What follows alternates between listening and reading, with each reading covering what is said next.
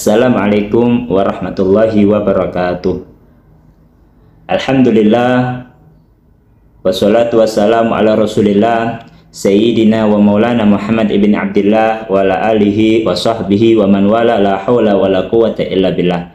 Nawaitu ta'allum wa ta'lim wa nafa wal intifa wal mudakar wa tadkir wal ifada wal istifada wal hassa ala tamassuki bi kitabillahi wa sunnati rasuli wa du'a ilal huda wa dilala ala khair ittiba wa ila wa maradati wa qurbi wa sawab minallahi ta'ala. Alhamdulillah, puji syukur kita kepada Allah Subhanahu wa taala. Kita diberikan oleh Allah kenikmatan yang sangat besar, yang sangat agung, yang sangat banyak. Mungkin tidak bisa kita hitung kenikmatan dari Allah Subhanahu wa taala. Salah satu kenikmatan yang Allah berikan kepada kita adalah berubah umur yang sampai saat ini kita rasakan, dan umur kita ini bisa menghantarkan kita ke bulan yang sangat istimewa yang akan datang di dalam beberapa hari yang akan datang, yaitu bulan Allah, yaitu bulan Ramadan, bulannya umatnya Rasulullah Shallallahu Alaihi Wasallam. Bulan Ramadan kita ibaratkan sebagai tamu yang datang kepada kita, tamu yang sangat istimewa. Dikatakan oleh sebagian ba'du sufiyah, oleh orang yang sufiyah itu di dalam menghormati tamu itu ada beberapa. Dikatakan idza dakhala alaikumul fuqara, maka ketika datang bertamu atas kalian orang-orang yang fakir, faqaddimu ilaihim tu'aman, maka suguhi mereka dengan makanan-makanan. Kenapa? Mereka belum makan. Identik dengan orang fakir atau miskin itu identik dengan pas-pasan ketika makan, atau bahkan kelaparan mereka. Maka ketika ada orang tamu fakir yang datang kepada mereka, kepada kita, maka muliakan dengan makanan.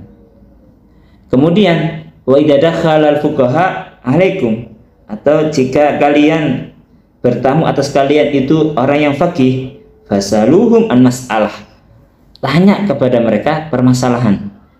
Kenapa? Akal mereka, pikiran mereka itu selalu berpikir tentang ilmu, selalu merenungi apa yang mereka lihat. Oh, apakah ini konteksnya dalam ilmu fikih kayak gini? Oh, kayak gini kayak. Nah, mereka selalu berpikir. Maka ketika datang kepada kalian orang yang alim, maka fasaluhum an masalah, tanya kepada mereka masalah. Fa idza dakhalal qurra fadalluhum alal mihrab, jika datang kepada kalian itu al-qurra, orang yang ahli membaca, yaitu orang yang ahli ibadah, fadalluhum alal mihrab, tunjukkan kepada mereka mihrab. Oh, ini mihrabnya, ini menghadap ke kiblat ini. Kenapa? Mereka itu identik dengan ibadah. Nah, ini orang yang fakir kita muliakan dengan makanan. Kenapa? Identiknya mereka itu dengan kelaparan. Pas-pasan ketika makan, lauknya itu mungkin itu aja. Ketika datang kepada kita orang yang alim, gimana kita muliakan? Dengan bertanya. Ketika datang kepada kita itu orang yang ahli ibadah, gimana kita muliakan mereka? Dengan menunjukkan mihrab. Ketika datang kepada kita bulan Ramadan identik dengan apa?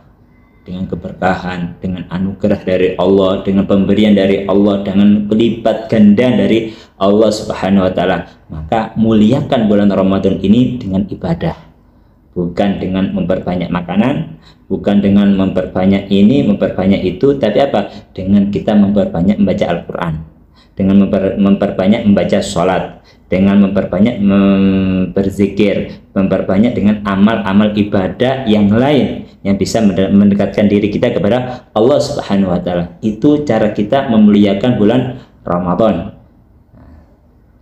Dan jangan sampai di bulan Ramadan kita bermaksiat kepada Allah Subhanahu wa taala. Naudzubillahi min dzalik. Jangan sampai di bulan Ramadan itu kita membuat murkah dari Allah Subhanahu wa taala, membuat murkah Allah Subhanahu wa taala. Dan jangan sampai ketika bulan Ramadan meninggalkan kita, Ramadan ini benci dengan kita. Ramadan ini maksudnya apa? Kita tidak mendapatkan rahmat, anugerah, pengampunan di bulan Ramadan. Jangan sampai. Kemudian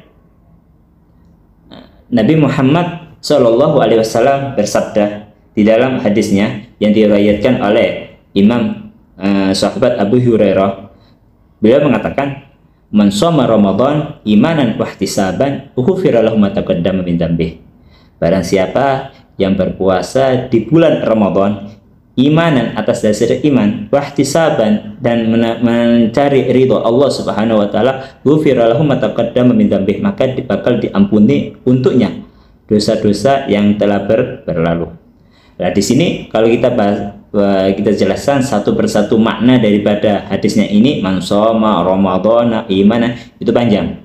Tapi yang ingin kami garis bawahi adalah imanan wahtisaban. Mana imanan wahtisaban? Di sini dikatakan oleh para ulama, imanan adalah i'tiqad bihaqqi fardhiyati shaumi. Ada dalam keyakinan kita ini kefarduan daripada puasanya. Puasa itu wajib, puasa itu fardu. Kalau kita tidak melakukan, hukumnya dosa. Ketika puasa, kita ada keyakinan dalam hati kita kayak gitu.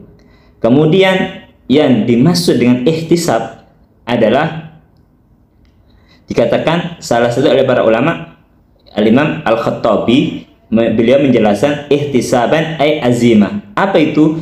Ayyasumahu ala makna raghba fi sawabi tibatan nafsih bidzalika ghaira mustasqilin lisiyami wala mustatilin li ayyami.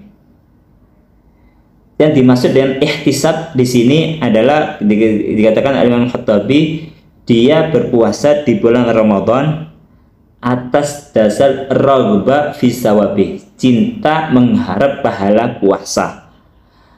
Kemudian tiba nafsi, gembira, senang, enjoy ketika menjalankan puasa. Kemudian ghair mustasqin lisyami, tidak ada keberatan sama sekali dalam menjalankan puasa. Nikmat, tidak ada tekanan sama sekali. Wala mustatilin li ayami, dan harinya tidak merasa panjang. Nah, ini banyak orang yang melakukan, apalagi para pekerja-pekerja yang sangat berat. Dia menunggu siang itu kok lama, haus, lapar dan lain sebagainya. Nah, tanda kita puasanya ini imanan wahtisaban, beriman dan mengharap ridho Allah Subhanahu wa taala, kita menjalankan puasa itu satu dengan senang hati, kemudian tanpa ada rasa berat pun untuk menjalankan puasa, kemudian tidak ada rasa panjang hari-harinya. Oh, kok suwe ini sih gak buka-buka, oh kok lamanya sih jam 1 ini, kok lamanya sih maghrib ini, tidak ada. Berarti kita ketika mau puasa dalam keadaan kayak gini, maka kita dianggap ihtisaban, kita mencari ridho Allah Subhanahu wa taala. Tapi kalau kita masih ada rasa, waduh lamanya sih maghrib, oh ada ini dan lain sebagainya, ada rasa keberatan, berarti menurut Imam Khattabi itu bukan termasuk ihtisab. Kalau kita tidak ihtisab, berarti kita tidak mendapatkan ghufira lahu ma taqaddama min dzambi, sebagaimana yang dikatakan dalam hadisnya Rasulullah Shallallahu Alaihi Wasallam. Semoga yang sedikit ini bisa bermanfaat. Wabillahi taufik. Assalamualaikum warahmatullahi wabarakatuh.